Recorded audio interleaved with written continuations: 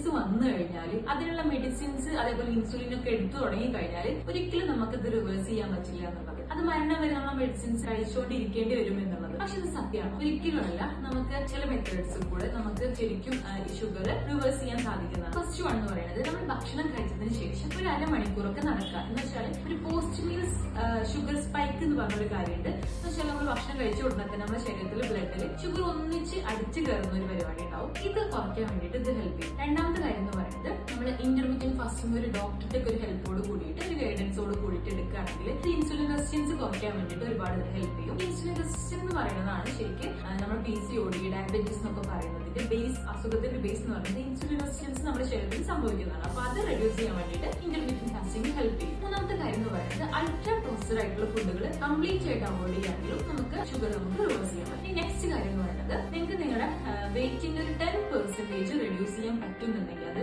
ഡയറ്റിലൂടെയോ എക്സസൈസിലൂടെയോ എങ്ങനെയാലും കുഴപ്പമില്ല. അതൊരു 10%, ഇപ്പൊ ഒരു 100 കിലോ വെയിറ്റ് ഉള്ള 90 ആക്കാം. അങ്ങനെ ഒരു 10% റെഡ്യൂസ് ചെയ്യാൻ പറ്റുന്നുണ്ടെങ്കിലും നമുക്ക് വളരെ നല്ല രീതിയിൽ തന്നെ നമ്മുടെ ഷുഗർ റെഡ്യൂസ് ചെയ്യാൻ സാധിക്കും. ഇത് കൂടാണ്ട് ലേറ്റ് നൈറ്റ് ആയിട്ടുള്ള ഫുഡുകൾ കംപ്ലീറ്റ്ലി അവോയ്ഡ് ചെയ്യാം. ലേറ്റ് നൈറ്റിൽ നമ്മൾ ഭക്ഷണം കഴിക്കുകയാണെങ്കിൽ അത് ബ്ലഡ് ഷുഗർ ഒരുപാട് കൂടാൻ വേണ്ടിയിട്ട് സഹായിക്കും. അതുകൊണ്ട് ലേറ്റ് നൈറ്റിലുള്ള ഫുഡുകൾ കംപ്ലീറ്റ്ലി അവോയ്ഡ് ചെയ്യാം. ഇത്രയും കാര്യങ്ങൾ, ഈ 5 കാര്യങ്ങൾ ശ്രദ്ധിച്ച് നമ്മുടെ ലൈഫ് സ്റ്റൈലിൽ ഡിഫറൻസ് വരുത്തുകയാണെങ്കിൽ നിങ്ങൾക്ക് നിങ്ങളുടെ ഷുഗർ കംപ്ലീറ്റ്ലി റിവേഴ്സ് ചെയ്തിട്ട് നോർമൽ ലൈഫിലേക്ക് കൊണ്ടുവന്ന് ഇൻസുലിനോ മെഡിസിനോ എന്താണെന്ന് വെച്ചാൽ അതൊക്കെ നിർത്തിയിട്ട് നോർമൽ ലൈഫ് കൊണ്ടുപോകാൻ സാധിക്കും.